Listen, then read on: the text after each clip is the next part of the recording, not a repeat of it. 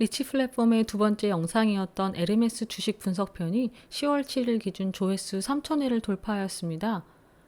이를 통해 명품 주식에 대한 많은 분들의 관심을 알 수 있었습니다. 또한 지난번 에르메스 영상을 보신 구독자분들께서 LVMH도 분석해달라고 댓글로 남겨주셨습니다. 그래서 오늘은 명품 주식 2탄으로 세계 럭셔리 기업 중 시총 1위인 LVMH 주식 내용으로 준비했습니다. 이 기사를 보면 우리가 명품 주식을 논할 때 LVMH가 반드시 포함되어야 할 이유를 잘 알 수 있습니다. 뉴스 내용과 별개로 루이비통, 펜디, 불가리, 디올 등 이름만 들어도 알 수 있는 럭셔리 브랜드들이 모두 LVMH 그룹에 속해 있다는 사실만으로도 LVMH에 대해 큰 호감도와 관심이 생겨나는 게 당연하죠. 그럼 다시 뉴스 내용으로 돌아와서 주요 내용을 살펴보겠습니다. LVMH의 올해 상반기 매출은 286억 6,500만 유로로 전년 동기 대비 55.8% 증가하였고 영업이익은 400.8% 증가하여 75억 9,800만 유로였습니다. 하나로 계산하면 매출은 약 39조 원, 영업이익은 약 10조 원입니다. 코로나19 시국에 영업이익 400% 증가라니 정말 대단한 수치입니다. 자, 이제 본격적으로 LVMH를 알아보겠습니다. 말씀드리고 싶은 내용이 많아서 2편으로 나누어 진행하려고 합니다. 1편은 기업 개요, 경영자, 산업 및 사업의 개요이고 2편은 사업별 대표 브랜드, 재무제표 및 최근 실적, 성장 전망입니다. 먼저 LVMH 기업에 대해 알아보겠습니다. LVMH라는 기업의 이름은 세계 브랜드의 앞글자를 따서 만들었습니다. LV는 우리가 잘 알고 있는 명품 잡화 브랜드인 루이스 비통의 앞글자이며 M은 샴페인 브랜드인 모에샹똥의 앞글자인 M, H는 양주 브랜드인 헤네시의 H를 의미합니다. LVMH는 꼬냑과 샴페인으로 유명한 모ët 헤네시 기업과 세계적인 명품 잡화 브랜드인 루이비통 기업이 1987년 합병하면서 창립되었습니다. 그래서 LVMH 예전 로고에는 LVMH 회사 이름 밑에 모ët 헤네시와 루이비통이라고 표시되어 있었습니다. 프랑스 기업인 LVMH는 전 세계 명품 시장 매출의 절반가량을 차지하며 세계 제1위의 명품 업체로 군림하고 있습니다. LVMH는 총 75개의 유명 브랜드를 관리하는 약 60개의 자회사를 두고 있습니다. 크리스찬 디올, 지방시, 마크 제이콥스, 스텔라 맥카트니, 로로피아나, 겐조, 셀린느, 불가리 등 명품을 잘 모르는 사람도 알만한 유명한 브랜드들이 모두 LVMH에 포함되어 있습니다. LVMH는 인수합병으로 이렇게 많은 브랜드들을 자사에 포함시켰습니다. 대표적인 인수기업들을 연도별로 살펴보면 1987년에 셀린느 인수를 시작으로 1988년에는 지방시, 1993년에 겐조, 1994년에 겔랑, 1996년 로에베, 1999년에 펜디, 그리고 태그 오이어, 쇼메 등의 시계 보석 업체를 비롯하여 메이크업 포레버, 베네피트 코스메틱 등의 화장품 업체까지 차례대로 인수하였습니다. 또한 2021년에는 주얼리 브랜드 티파니, 4월에는 이탈리아 명품 브랜드 토즈 지분 추가 매입, 그리고 7월에는 이탈리아 명품 브랜드 에트로와 스트리트 패션 브랜드 오프화이트 지분을 추가 인수하였습니다. 다음으로 LVMH의 현재가와 시가총액을 한번 살펴보겠습니다. 2021년 10월 8일 기준으로 LVMH의 주가는 627유로로 하나로 약 86만 원입니다. 지난 5년간 276%가 증가한 수치입니다. 시가총액은 저와 함께 구글에서 직접 찾아보시죠. 구글에서 프랑스 스탁 마켓 랭킹이라고 키워드 검색을 해보겠습니다. 그럼 검색 결과가 바로 수치로 보이시죠? 1위 LVMH, 2위 로레알, 3위 에르메스입니다. 명품으로 유명한 프랑스답게 1, 2, 3위가 모두 잡화 혹은 코스메틱 산업과 관련된 회사입니다. LVMH 시총을 더 자세히 들여다보기 위해 첫 번째 검색 결과 링크를 클릭해 보겠습니다. 바로 프렌치 컴퍼니즈 바이 마켓 캐피털라이제이션입니다. LVMH의 시가총액은 367빌리언 달러, 즉 3,670억 달러입니다. 하나로 환산하면 약 438조 원입니다. 시점에 따라 조금 차이는 있지만 삼성전자의 시총과 거의 비슷하다고 생각하시면 됩니다. LVMH가 얼마나 대단하고 큰 기업인지 감이 오시죠? 자, 다음으로 LVMH 경영자에 대해 알아보겠습니다. LVMH CEO는 베르나르 아르노 회장입니다. 지난 5월 총 재산 1,863억 달러로 아마존의 제프 베이조스를 제치고 세계 최고 자산가에 올랐습니다. 하지만 같은 날 오후 아마존 주가가 다시 상승폭이 커지면서 바로 제프 베이조스가 1위 자리를 재탈환했습니다. 역시 갓 베이조스죠. 여기서 저는 잠깐 그의 전처가 부러워집니다. 자, 다시 아르노 회장 이야기로 돌아와서 몇 시간만 유지된 세계 최고 자산가의 자리이지만 여기에는 숨겨진 업적이 있습니다. 지난 20년간 세계 최고 부자 자리는 제프 베이조스와 빌 게이츠, 앨런 머스크 등 미국인의 동무대였는데 유럽인으로 1위 자리에 이름을 올린 건 아르노 회장이 유일하다는 사실입니다. 아르노 회장은 가족 지주 회사를 통해 LVMH 지분의 약 47%를 보유하고 있습니다. 경영권이 탄탄한 만큼 경영자가 외부 의견에 휘둘리지 않고 주도적으로 회사 경영에 대한 전반적인 방향을 이끌어갈 수 있는 장점이 있다고 판단해 볼 수 있습니다. 물론 아르노 회장 같은 뛰어난 CEO일 경우에는 이 같은 장점이 더욱 크게 작용하겠죠. 아르노 회장은 상류층 소비자를 대상으로 맞춤 제작 위주였던 오티쿠트르식의 유럽 명품에 미국식 경영 기법을 접목해 대중적 브랜드로 재탄생시키는 데 일조한 분입니다. 특히 1985년 파산 직전인 크리스찬 디올의 모기업 부삭그룹을 인수한 것을 시작으로 수십 개의 명품 브랜드를 인수합병하며 LVMH를 거대 그룹으로 성장시킨 장본인입니다. 다음은 산업 규모와 성장성에 대해 알아보도록 하겠습니다. LVMH의 메인 사업에 속해 있는 퍼스널 럭셔리 굿즈 산업이 전체 럭셔리 시장 중 럭셔리 카에 이어 2위입니다. 규모는 2020년 기준 약 2,170억 유로로 지금 환율로 약 300조 원입니다. 럭셔리 굿즈 시장의 규모는 미국, 유럽, 중국 순입니다.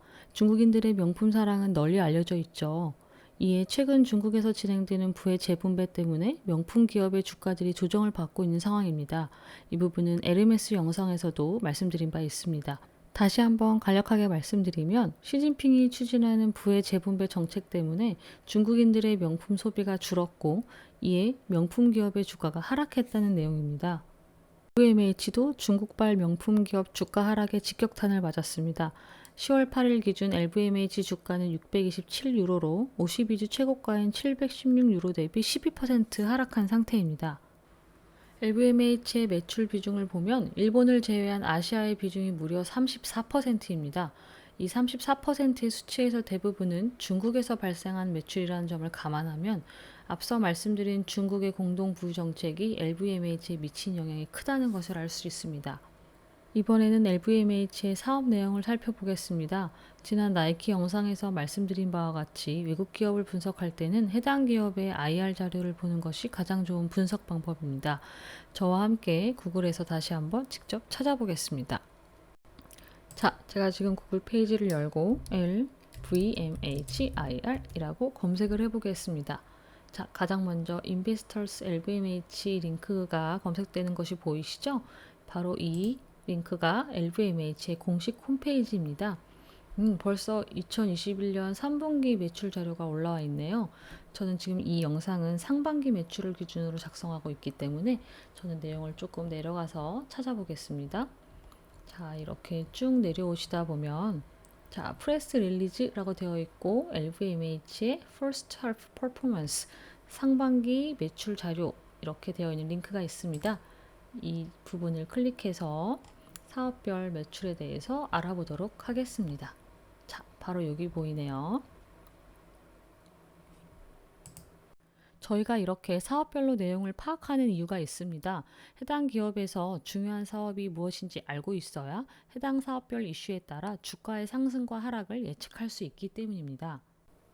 LVMH의 사업 부문은 와인 앤 스피리츠, 패션 앤 레더 굿즈, 퍼퓸 앤 코스메틱스, 와치스 앤 주얼리, 셀렉티브 리테일링 이렇게 5개 사업부와 아덜스 사업부까지 합쳐 총 6개의 사업부로 이루어져 있습니다. 자, 이 도표에는 매출 수치만 나와 있는데 여기에 제가 매출 비중을 넣어 보겠습니다. 패션 앤 레더 굿즈가 총 매출의 48.4%로 가장 많은 비중을 차지하고 있고 두 번째는 셀렉티브 리테일링입니다. 참고로 이 사업 부문은 세포라라는 화장품 전문 매장과 DFS, 즉 면세점 사업입니다. 세 번째로는 와치스 앤 주얼리로 14%이고 다음은 퍼퓸 앤 코스메틱스 10.6%, 마지막은 와인 앤 스피리츠 9.4%입니다. 아무래도 셀렉티브 리테일링 부문은 면세점 관련 사업이기 때문에 코로나19 장기화로 인한 매출 타격이 있었을 것입니다. 매출 비중 중 2위를 차지하는 셀렉티브 리테일링 사업 부문이 회복되고 매출 비중 1위를 차지하는 패션 앤 레더 굿즈 매출도 더욱 증가한다면 LVMH의 실적은 더욱 좋아질 것입니다. 사업 부문별 매출 자료를 보니 LVMH 그룹이 우리가 일반적으로 잘 알고 있는 명품 브랜드 이외에 다양한 사업을 하고 있다는 것을 알 수가 있습니다. 특히 LVMH는 아직 마이너스 매출이지만 아더 부문에서 새로운 비즈니스 기회를 찾고 있는 것 같습니다. LVMH는 아더 분야를 라이프스타일, 문화, 그리고 예술 분야라고 소개했습니다. 명품 브랜드를 소유하는 고객들이 궁극적으로 관심을 보일 만한 사업을 제대로 해보겠다는 LVMH의 포부가 담겨 있는 것 같습니다. 그리고 그 중에서 가장 눈에 띄는 부분이 바로 호텔 사업입니다. LVMH는 총 3개의 호텔 브랜드를 소유하고 있습니다. 첫 번째는 자체 호텔 브랜드인 불가리 호텔입니다. 장동건 고소영 부부가 신혼여행으로 발리 불가리 호텔에 다녀와서 더욱 유명해졌죠. 두 번째는 영국에 본사를 두고 있는 벨몬드입니다. 벨몬드는 전 세계 30여 개가 넘는 럭셔리 리조트를 보유하고 있습니다. 정말 사진만 봐도 지상낙원처럼 보입니다. 마지막은 2006년부터 럭셔리 호텔 사업을 전개하고 있는 슈발 블랑입니다. 슈발 블랑은 현대적인 디자인에 현지의 장인 정신을 결합시켜 큰 화제를 모았습니다. 그리고 2021년 7월 프랑스 파리 세느강 근처에 새로운 슈발 블랑 호텔 오픈을 위해 그룹사의 고급 인력이 총출동했습니다. LVMH 브랜드는 물론이고 샤넬 등 하이엔드 패션 브랜드를 탄생시킨 건축가 피터 마리노가 호텔 건축 설계를 맡았습니다. 호텔 레스파는 LVMH 브랜드 중 하나인 디올이 운영하고 어메니티는 메종 디올의 조향사인 프랑스와 드마시가 제작하였습니다. LVMH가 만든 최고급 호텔 침대에 누워 에펠탑을 바라보면 정말 근사할 것 같습니다. 이쯤 되면 가격이 궁금하시죠? 1박에 800만 원 정도라고 합니다. 이 영상을 보시는 리치 플랫폼 구독자분들이 모두 부자가 돼서 슈발 블랑 호텔에 묵었으면 좋겠습니다. 저도 꼭 가보고 싶네요. 마지막으로 LVMH의 러브콜을 받아 행복한 블랙핑크 지수의 이야기를 해보려고 합니다. 제니가 샤넬의 사랑을 받고 있다면 지수는 디올의 무한 사랑을 받고 있습니다. 디올 회장인 피에트로 베카리로부터는 YG에서 해고되면 내가 데려가겠다 라는 말까지 들었고 아르노 회장 아들과 다정한 인증샷을 남기기도 했습니다. 부러우면 지는 건데 오늘 여러 번 부럽네요. 자, 이렇게 기업과 사업 내용을 살펴보니 투자하기에 매력적인 요소가 정말 많은 LVMH 그룹이라는 생각이 드시죠? 다음 2편에서는 사업별 대표 브랜드, 재무제표 분석과 미래 성장성 측면을 분석하여 업로드하겠습니다. 조금만 기다려주세요. 그럼 오늘의 주요 내용을 요약하면서 이번 영상을 마무리하겠습니다. LVMH는 21년 상반기 영업이익 400% 증가로 코로나에서 완전히 회복한 모습을 보였고 75개의 럭셔리 브랜드를 보유한 세계 1위의 명품 기업입니다. 총 6개의 사업 부문 중 패션 앤 레더 굿즈가 전체 매출의 48.4%로 가장 많은 비중을 차지하고 베르노 아르노 회장은 47.5%의 확고한 지분 확보로 경영 전략을 결정함에 있어 외부의 간섭에 자유롭다는 특징이 있습니다. 그럼 모두들 다음에 뵙겠습니다. 부자 되세요. 구독, 좋아요 부탁해요.